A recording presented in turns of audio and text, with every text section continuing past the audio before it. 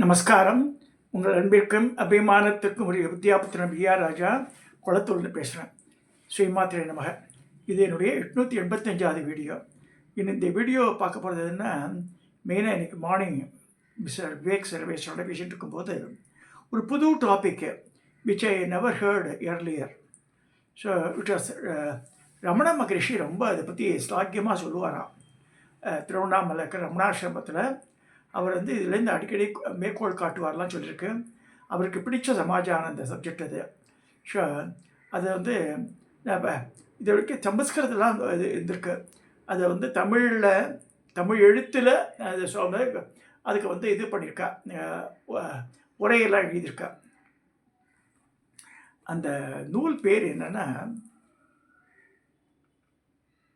தேவி காலோத்ரம் பேர். இது I had never heard in my life. This is the first time I heard and also gone through that.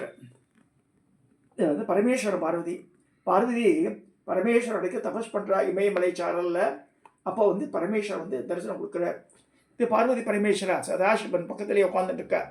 இது சிவபுராணத்தில் எடுத்த photos. Just I showing it. Parvati Parameswara தான் லோகத்துக்கே அப்பா அம்மான்னு சொல்லப்பட்டிருக்கு. மகரிஷிகள்லாம் பார்வதி கிட்ட பேசுகிறார். அது இந்த டாபிக், இந்த படம். அப்போ தபஸ்ஸில் இருக்கும்போது அவளாம் நல்லா சொல்கிறாள். ஸோ இது பரமேஸ்வருடைய இந்த இமயமலையில் உட்காந்துருக்கார். மேலே கங்கை பிரவாகம் பண்ணிட்டுருக்கு. அந்த படம் அது. இப்போ இந்த சிவபுராணத்தை பற்றி பேச போகிறது இல்லை. தேவி காலோத்திரம்ன்ற சப்ஜெக்ட் பற்றி பார்க்க போகிறோம். ஸோ இது என்ன சொல்கிறது, யார் சொல்கிறா, எங்கேருந்து வந்தது நூல், அதெல்லாம் பார்க்க போகிறோம். அது தேவி காலோத்திரம் அப்படின்னா பரமன் பார்வதிக்கு உபதேசித்த மிக உயரிய ஆன்மா ஞானத்தை அளிக்கக்கூடிய வித்யா தத்துவம் அல்லது பரவித்தை என்று போற்றப்படுகிறது. இந்த நூலுக்கு பேர் பரவித்தையின் பேர். பொதுவாக வேதாகமங்கள், வேதம் ப்ளஸ் ஆகமம், அந்த பரமனை அடைவதற்கான பாதையை காட்டும் படிநிலைகள் 2 விதமாக காணப்படுகின்றன. பணிவும் அடக்கமும் கொண்டவர்கள் பெரியவர்களை நமஸ்கரிக்கும் போது முதல்ல என்ன பார்க்குற, முகத்தை பார்க்கறதில்ல, அவள் பாதத்தை தொட்டு வணங்குறார். ஆசைப்படுவதும் அதன் பிறகு முகத்தை பார்த்து பேசுவதும் நம்முடைய நடைமுறை வாழ்க்கையில் உள்ளது. அந்த பரமனை பணியும் முறைகளும் 2 விதங்களில் உள்ளன.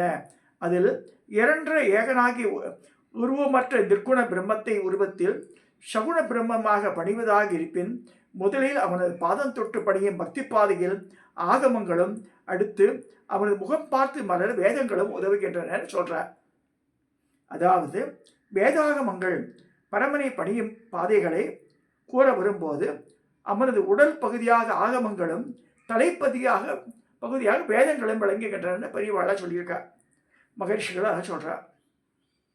வேதங்களில் உள்ள உபனிஷத்துகள் இறைவனது சிரசாகவும் ஆகமங்களில் உள்ள உபகாண்டங்கள் இறைவனது உடலாகவும் இங்கு காட்டப்படுகின்றன. உபனிஷத்துங்களாகிய வேதாங்கங்களை கூறுகின்ற பரமன் இரண்டற்ற ஏகமாக இருக்கின்ற கேவலம் தனித்த என்பதனால் ஒன்றே ஆகிய அவனது தலை என்றும், ஆகமங்கள் கூறுகின்ற பரமன் பலவாறான உருவங்களில் வெளிப்படக்கூடிய உடல் உறுப்புகளாகவும் போற்றப்படுகின்றது. அதிலே மூர்த்தி ரூபமாக வழிபடும் விக்கிரகங்களையும் கோவில்களின் கட்டுமான அமைப்புகளையும் அந்த கோபுரங்களின் நிர்மாணத்தையும் அதற்கான கும்பாபிஷேகங்களை நடத்துவதற்கான விதிமுறைகளையும் வழிமுறைகளையும் மூர்த்திக்கு ஏற்றவாறு எடுத்துக்கொள்வதே ஆகமங்கள். வேத ஆகமன்னா அதுதான். அதாவது கோவில் எப்படி நிர்மாணிக்கணும், எப்படி இந்த சிலாஸ்தாபனம் பண்ணணும், என்னென்னலாம் வழிமுறை, எப்படி அந்த இறை சக்தியை அதில் இறக்கணும், அதெல்லாம் சொல்லியிருக்கு ஆகமங்களில். பொதுவாக ஆகமங்கள் இறைவனின் உருவ வெளிப்பாட்டு முறைகளை மட்டுமே எடுத்து கூறினாலும் அவைகளில் இது போன்ற சில உப ஆகமங்கள் அந்த இறைவனை உருவமற்றவனாக வெளிப்படக்கூடிய வழிவை கூறுவதாகவும் உள்ளது.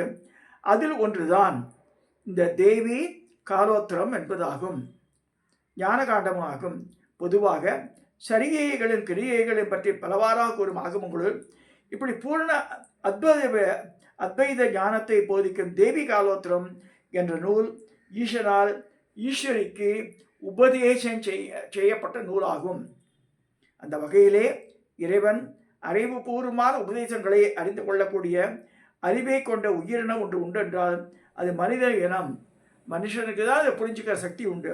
அத்தகைய அரிதான மனித பிறவியை அடைந்த உயிர்கள் எல்லாம் உயரிய அறிவு பெருமானத்தை மேலோங்கிய நிலையாகிய மனோவாக்கியம் என்ற நிலைக்கு உயர்ந்து மனம், வாக்கு மற்றும் காயம் அடைந்ததையும் அதிகுள்ளத நோக்கம் என்னவென்றால் அங்கே ஏக அறிவாக விளங்கும் எல்லையற்ற அறிவை எல்லாமாக மறிந்து இருமைகளை கலந்து இரண்டற்ற ஒருவனாகிய தன்னந்தானா உணரும் உயரிய பக்தி நிலையாகிய அனன்ய பக்தி ஒன்று மட்டுமே அனைத்திலும் தன்னை காடுகின்ற பரிபக்குவ நிலையாகிய பரமானந்த நிலைக்கு அழைத்துச் செல்லும் உயரிய சாயுஜ்ய பாதையாகிய பரமுக்தி பாதையாகும்.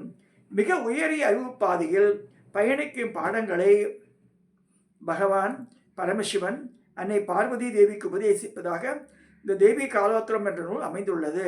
அதாவது மனிதனின் மரணமற்ற பெருவாழ்வை வாழ விரும்பி அதற்காக பணியும் பாதைகள் 4 வகைகளில் நடைமுறையுள்ளன.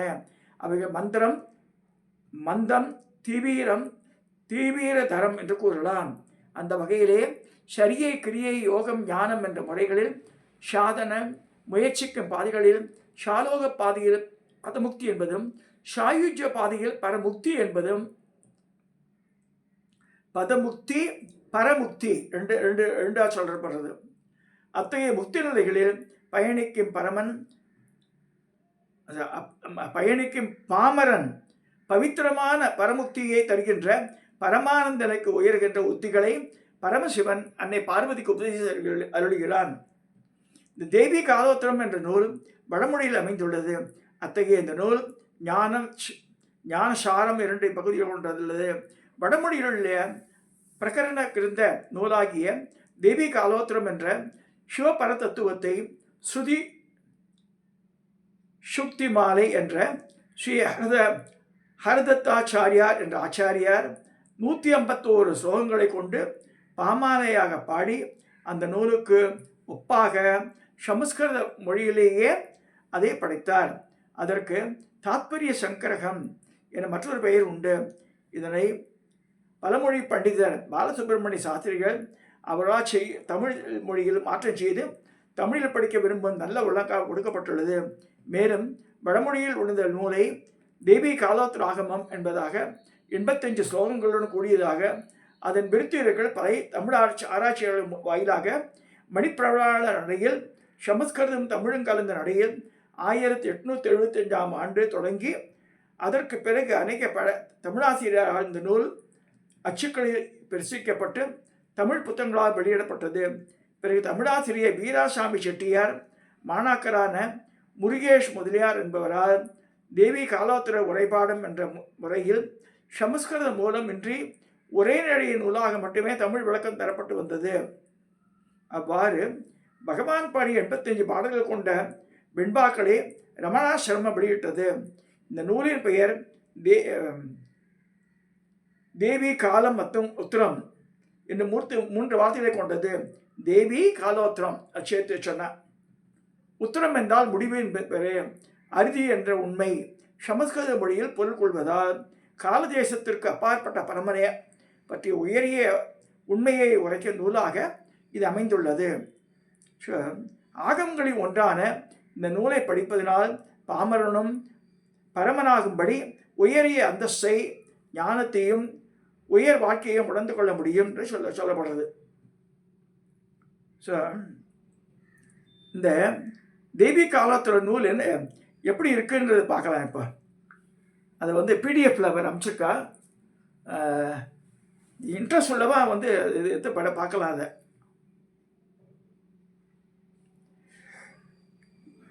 இதுதான்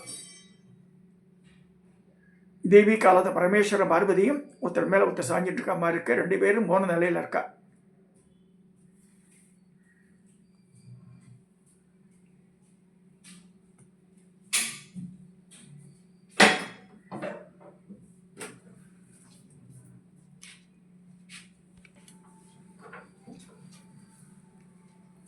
அப்படிப்பட்ட உயர்ந்த ஞானத்தையும் மேலான ஆச்சாரத்தையும் பார்வதி கேட்டபடி பரமேஸ்வரன் சொல்கிறார், நானும் உனக்கு கூறிவிட்டேன், இன்னும் உனக்கு ஏதாவது கேட்பதற்கு இருந்தால் அதையும் கேட்பாயாக என்று பரமன் பார்வதி தேவியை கேட்கிறார்.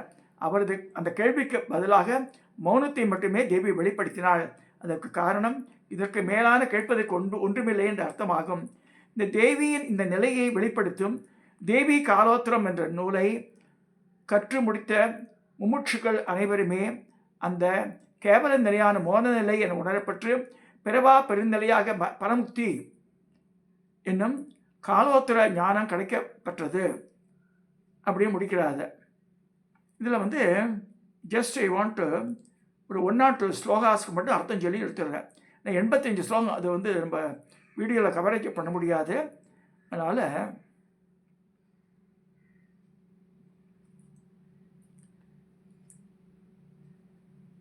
இது பிரக்ஞான்னு ஒருத்தர் இது பண்ணியிருக்கார், மொழிபெயர் பண்ணியிருக்கார்.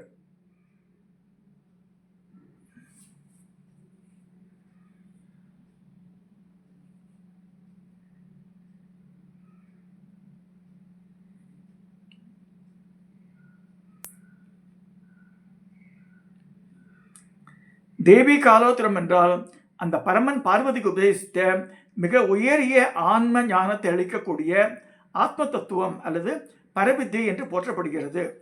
அது இன்ட்ரோடக்ஷனில் வருது.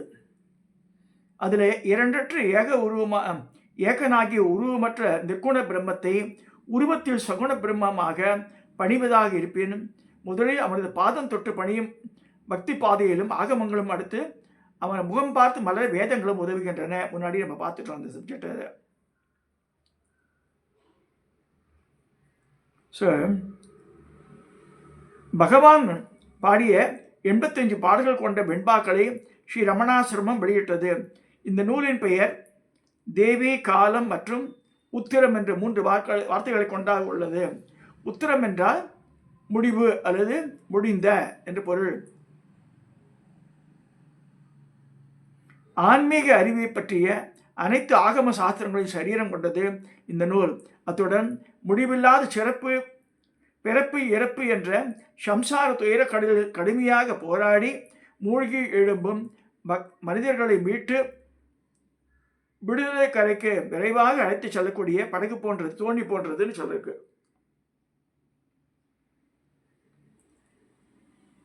பரமன் தன் வாக்கால் பார்வதி தேவிக்கு செவியுகட்டு தேவி காலோத்திரம் எனவும் இந்நூலை கற்பவர்கள் கருத்தில் நின்று தன்னை அறியும் சர்வா சாட்சி கேவலமானே.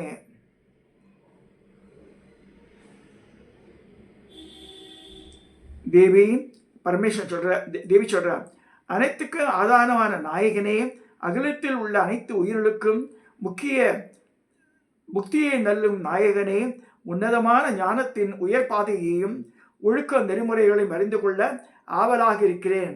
எதை அறிந்து கொண்டால் எல்லாம் அறிந்ததாகும்னு கேட்கிறா. அதை எனக்கு உபதேசம் பண்ணுன்னு கேட்கிறா.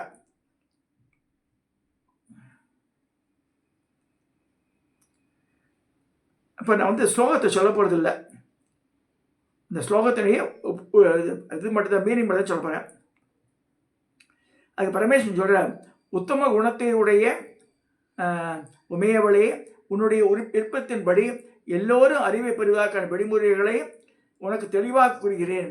ஞானமும் ஞானச்சாரமும் கொண்ட இந்த வழியை பின்பற்றுபவர்கள் இறுதியில் எந்த கரைகளும் இல்லாத வார்த்தைகளால் விவரிக்க முடியாத உயரிய விஷயத்தை உன்னை போன்ற ஆர்வமுள்ள விவேகிகளிடம் முமுட்சுகள் சொல்றது விடுதலை பெறும் பொருட்டு நான் கூறுகிறேன் சொல்றார்.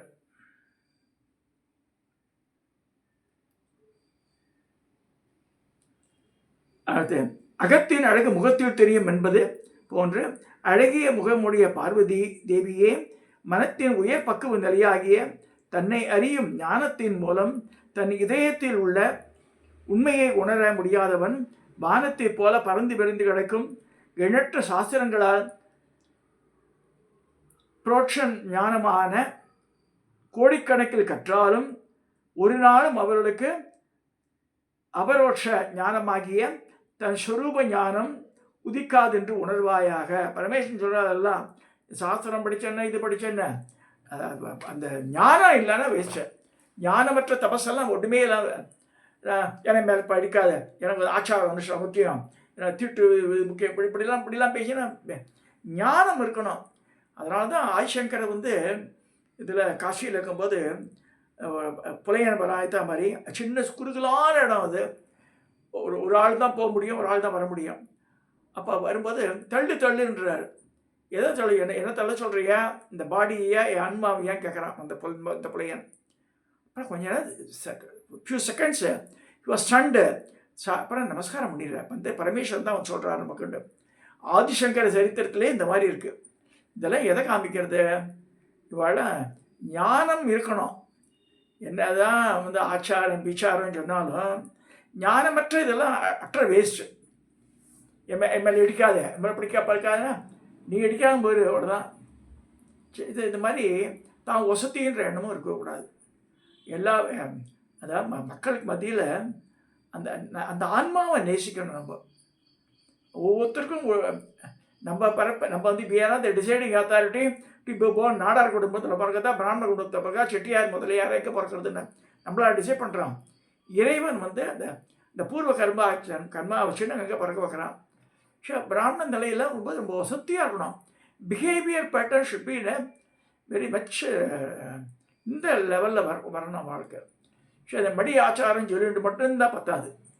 ஹவு தே பிஹேவியர் தான் மெயின், அன்பு தான் மெயின். ஸோ இதை சொல்லி இந்த தேவி காலோத்திரம்ன்ற இந்த நூல் தமிழாக்கம் இருக்குது, மீனிங்கோடே இருக்குது. ரமணாசத்தில் ரொம்ப நாள் கிடைக்கும்னு நினைக்கிறாது.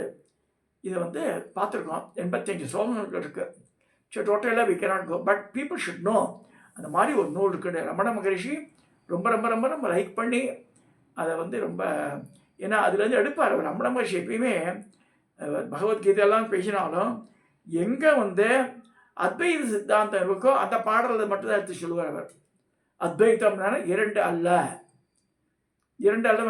ஜீவாத்மா பரமாத்மா. ஐயங்கார்லாம் சொல்கிறேன், அது வைஷ்ணவாள்லாம் ஜீவாத்மா வேற பரமாத்மா வேறன்டுவா. ஒரு புண்ணாக்கம் கிடையாது, ரெண்டும் ஒன்று தான். அது அந்த தியரியெல்லாம் ஃபெயிலியர் ஆகிடுது. Madhvacharya theory failure, Ramanuja theory failure. அதாவது ஜீவனும் ஜீவாத்மாவும் பரமாத்மாவும் ஒன்றுன்ற கான்செப்ட் தான் ஆதிசங்கரது.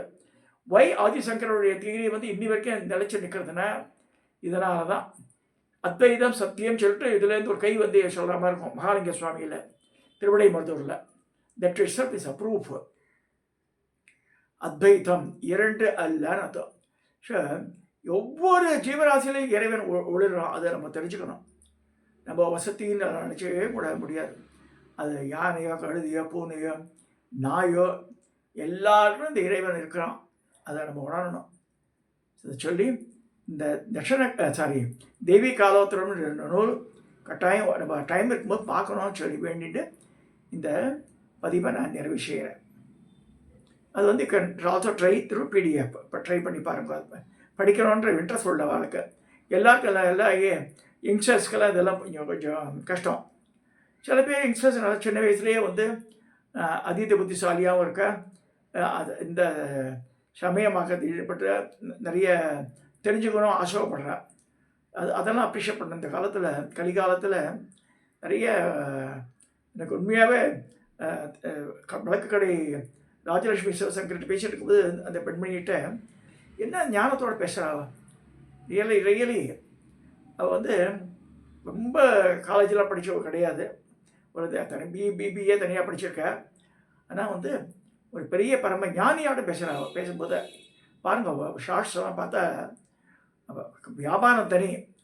அந்த இந்த இது concept when she talks about somethingனா ரியலி அதில் வந்து டோட்டல் இன்வால்மெண்ட்டோட பேசுகிறாள். தட் இட்ஸ் ஷோஸ் ஞானம். She is reach that self actualization ஸ்டேஜாக வந்துட்டான்னு சொல்லுவேன் நான். ஒவ்வொரு லெவலில் வரும்போது இந்த செல்ஃப் ஆக்சுவலைசேஷன் ஒன்று இருக்குது, உச்சாணி கிடையாது. அது வந்து தூச்சுங்களேன். வி நாட் உரி எல்லாம் பிடிங்கிட்டு போனால் கூட கவலைப்பட மாட்டாங்க. ஏன்னா அந்த மனோபாவம் வந்துடணும். ஸோ அந்த மாதிரி என்னோட சிஷ்யர்கள் நேயர்கள் என்ன சொல்லுவேன்னா, இன்றைக்கி நடக்கிற இதுதான் வந்து உண்மையை நினச்சிக்காதுங்க. ஒரு க்ஷணத்தில் பணம்லாம் காணாமல் போயிடும். ஸோ அதை வச்சு நம்ம வந்து வசி ஓஹோன்னு சொல்ல முடியாது. அடுத்ததாக 2வது, ஹவு வி பிஹேவ். அந்த அன்பு இருந்தாலே போதும். அது 2 மெயின் இது. ஸோ இறைவனுடைய படைப்பில் எல்லா உயிர்களும் சமந்தான் எடுத்துக்கணும் நம்ம. எனக்கே வந்து இஸ்லாம் கம்யூனிட்டியில் இருக்கிற சுல்தான் பாயின் பையன் கூட படித்தான். அவ்வளோ பண்புள்ளவனாக இருப்பான். எங்களோட கோவில் முருகர் கோவிலுக்கெல்லாம் திருத்தணியில் படியேறி வருவான் எவ்ரி ஃப்ரைடே. என் குருவாத்துலேயே கொரட்டூர்லேயே வாத்தில் வந்து ஒரு முஸ்லீம் லேடி வாங்கி கொடுத்த முருகர் வள்ளி தேவையானதாக இருக்குது எங்கள் பூஜா கிரகத்தில். ஸோ அதே மாதிரி கிறிஸ்டியானிட்டி சில ஃபாதர்ஸ்லாம் ரொம்ப வெல் பிஹேவ்ட் ஃபாதர்ஸ்லாம் இருக்கா. சில யூடியூப்லேயே பார்க்கலாம். நம்ம இந்த ஜோசப் அவ்வளோ அழகாக பேசுகிற இந்து தர்மத்தை பற்றியெல்லாம். அதுவும் ஆச்சரியமாக இருக்கேன். இந்துவாக இருக்கிறவனுக்கே இவ்வளோ தெரியுமான்னு சந்தேகமாக இருக்குது எனக்கு உண்மையாகவே. We should try to appreciate that. எங்கள் அத்திம்பேரோட ஃப்ரெண்டு ஒருத்தர், அத்திம்பேர் ஏசமாக இருக்கும்போது சுல்தான் பாயின் பேர், அவர் கற்பாடி பக்கத்தில் ஒரு ஊரில் சேஷ மாஸ்டர். ராஜா கம்பராமாயணம்னு சொல்ல தெரியுமா அப்படின்வார். வால்மீகி ராமாயணம் சம்ஸ்கிருத ஸ்லோகம் சொல்லுவார். யார்? Sultan Bhai. Just imagine. So அவள்லாம் வந்து தே கெயின் தான். குரான் படிக்க மட்டும் இல்லை, அதையும் அந்த நாலேஜும் கெயின் பண்ணான். ஸோ நம்ம எதையாவது ஒன்று பற்றி பேசும்போது அந்த நூலை படிக்காமல் அந்த சமயத்தை தெரிஞ்சுக்காமல் பேசக்கூடாது. இந்த பரமேஸ்வர பார்வை இந்த தேவி காலோத்தரத்தில் வந்து என்ன சொல்கிறாருன்னா, இந்த மெயினாக வந்து இந்த சப்ஜெக்ட் தான் வருது. தத்துவார்த்த விஷயங்கள் நிறையா இருந்தாலும் இந்த எல்லாத்தையும் இந்த ஒன்றா பார்க்குறன்ற இந்த நிலை வந்தால் தான் நம்ம வந்து வாழ்க்கையில் உயர் நிலையை அடைய முடியும் சொல்லி இந்த வீடியோவை நிறைவு செய்கிறேன். இதை சப்ஸ்கிரைப் பண்ணுங்க, ஷேர் பண்ணுங்க, லைக் பண்ணுங்க.